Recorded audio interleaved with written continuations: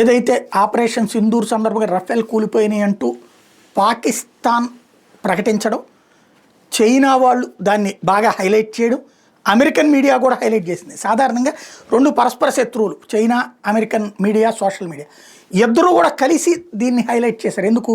అది ఫ్రాన్స్కి సంబంధించింది కాబట్టి, అమెరికన్ మార్కెట్ చైనా మార్కెట్లకు రెండింటికి దెబ్బ తగులుతోంది కాబట్టి, చైనాకి సంబంధించిన యుద్ధ విమానాలు కూల్చాము, వాళ్ళ ఎయిర్ డిఫెన్స్ సిస్టమ్ కూల్చాము కాబట్టి ఆ ప్రచారం నుంచి డైవర్ట్ కావడానికి చైనా, అదే సందర్భంలో రఫేల్ కూడా కూల్చగలిగిన శక్తి మా దగ్గర ఉందని చెప్పేటటువంటి ప్రయత్నం అది.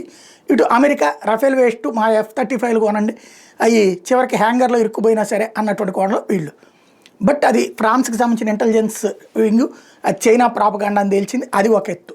అలాగే ఇప్పుడు తాజాగా దసాల్ట్ CEO ఎరిక్ ట్రాపియర్ మరొకసారి స్పష్టం చేశారు, ఆపరేషన్ సింధూర్ సందర్భంగా రఫేల్కి దేనికి ఏమీ జరగలేదు. What Pakistan is claiming about Downing 3 Rafales is simply not true అని చెప్తూ, ఏదైతే టు ఎనిమీ ఫైర్ అన్నటువంటి దాన్ని ఎలా దెబ్బ కొట్టాలో అలాగే కొట్టింది ఆ ఫ్లైట్స్ అన్నటువంటి విషయాన్ని తేల్చి చెప్తున్నారు.